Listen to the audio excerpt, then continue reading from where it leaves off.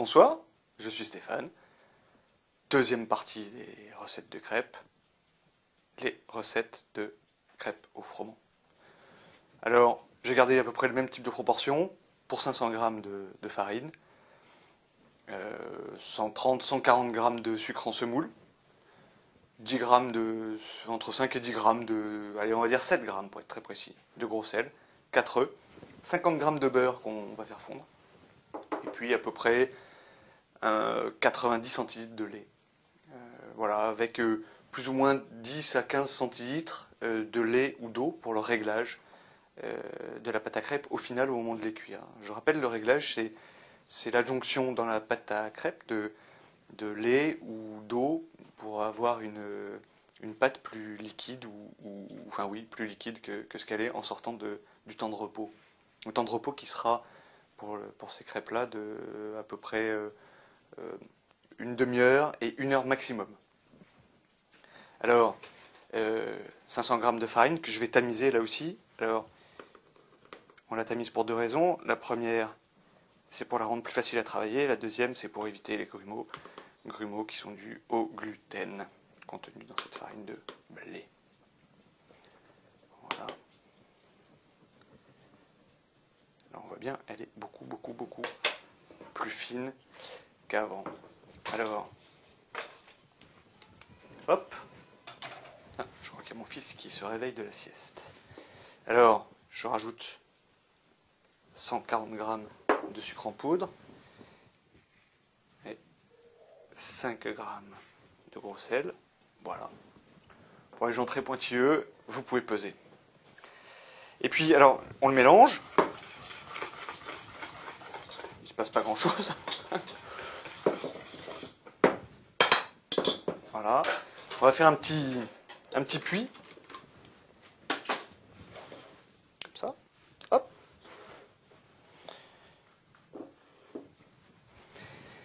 Et on va rajouter 4 œufs. Hop.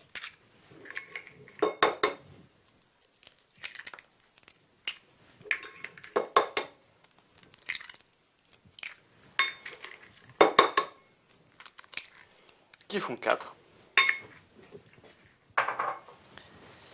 Et environ 10 centilitres de lait sur les 90 requis au total pour la préparation de cette pâte.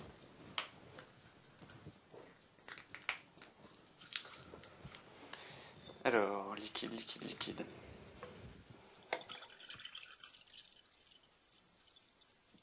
Voilà. Qu'on met dans le puits avec les œufs. Et puis là, maintenant, on va fouetter énergiquement.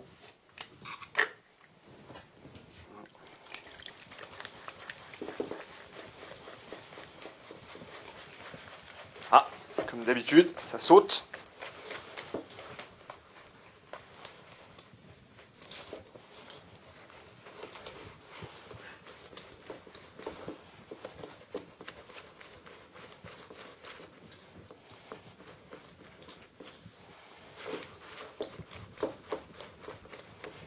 Voilà. C'est-à-dire que là, mon fouet ne m'est plus d'une grande utilité.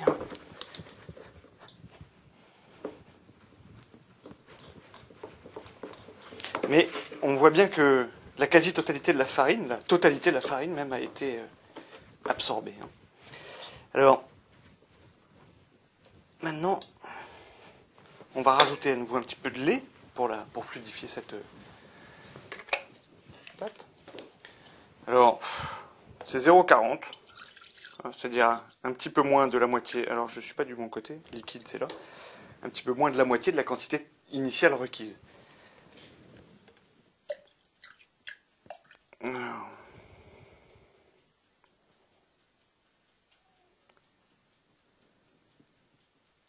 voilà, un tiers. 0,40, 0,33, que je vais ajouter progressivement.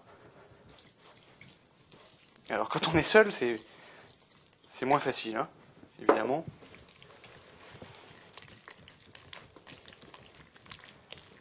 Voilà.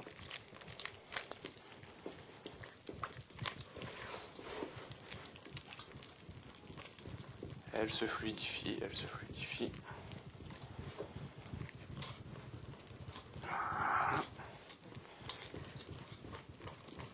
On peut faire ces opérations au mixeur, hein, bien entendu, avec un robot. Hein. Moi, je fais ça à l'ancienne, mais ça marche très bien au robot. Voilà.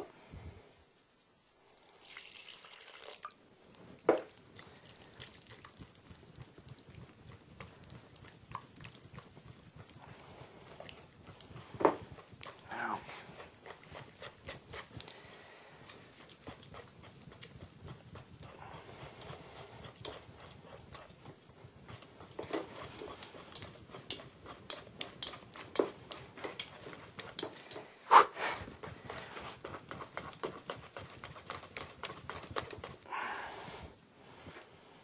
Et la fin.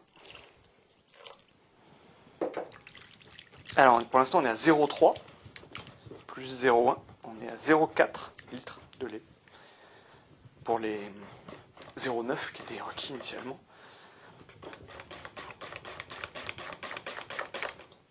Donc voilà la première étape.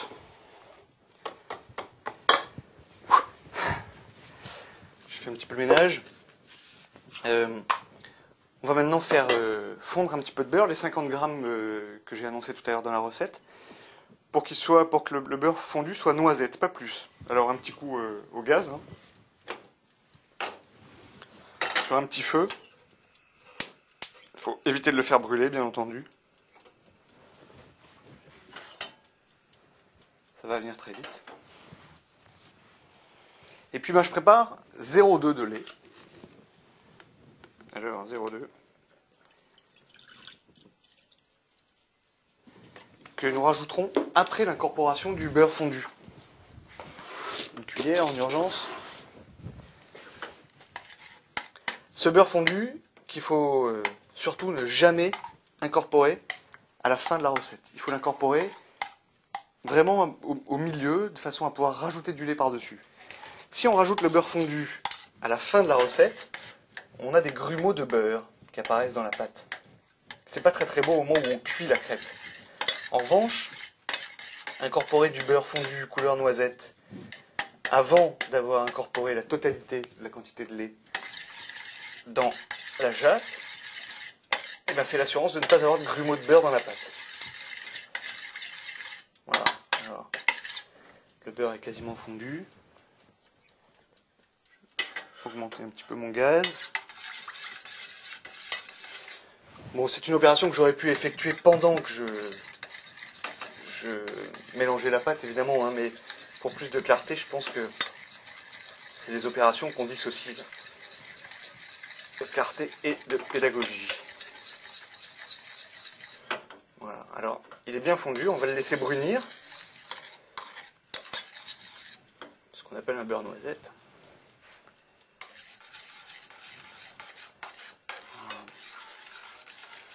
Alors, des recettes de crêpes, hein, il en existe presque autant que de crêpiers ou de cuisiniers. Moi, je propose la mienne, qui est issue d'une grande école de crêpiers française.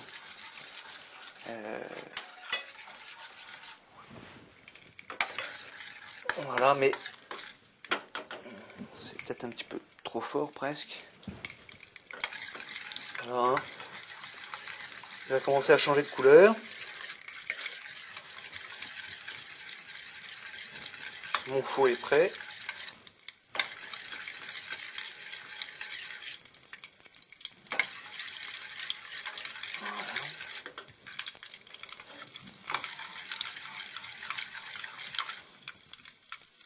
Voilà. Alors en fonction de ce qu'on met dans la pâte, hein, on obtient des pâtes différentes. Avec de la bière ou de la crème fraîche, on n'a pas les mêmes résultats. C'est plus ou moins onctueux, plus ou moins léger.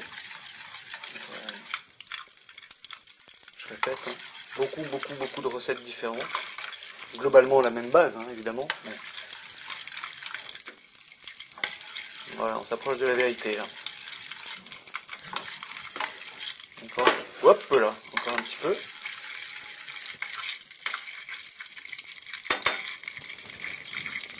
Un peu fort.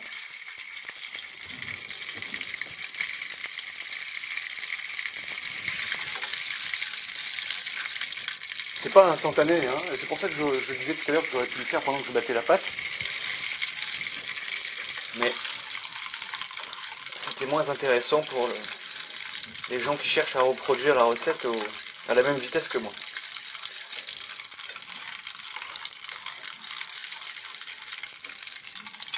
Alors, ce beurre, pas tout à fait noisette.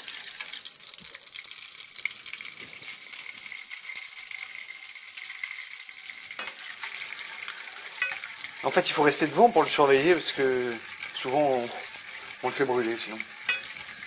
Voilà. Je pensais qu'on s'approchait de la vérité. Voilà, là c'est mieux. Là, on voit bien là.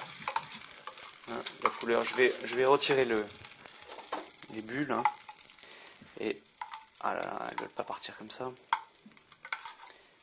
Voilà. Alors si je le tourne, on voit bien là. Pas plus que ça.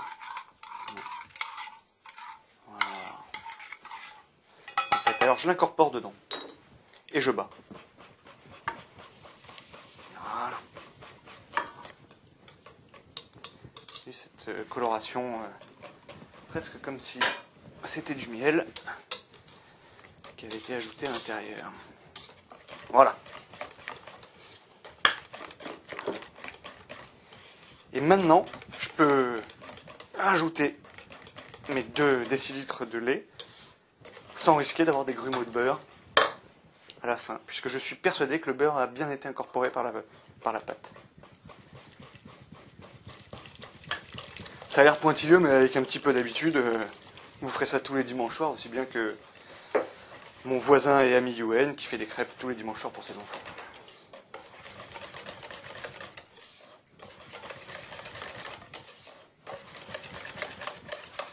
Voilà. Pâte fluide. Qu'on va laisser reposer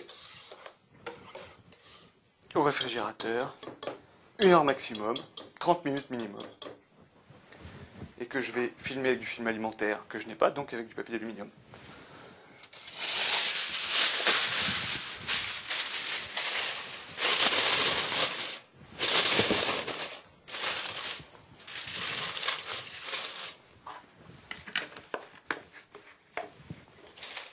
Au frigo.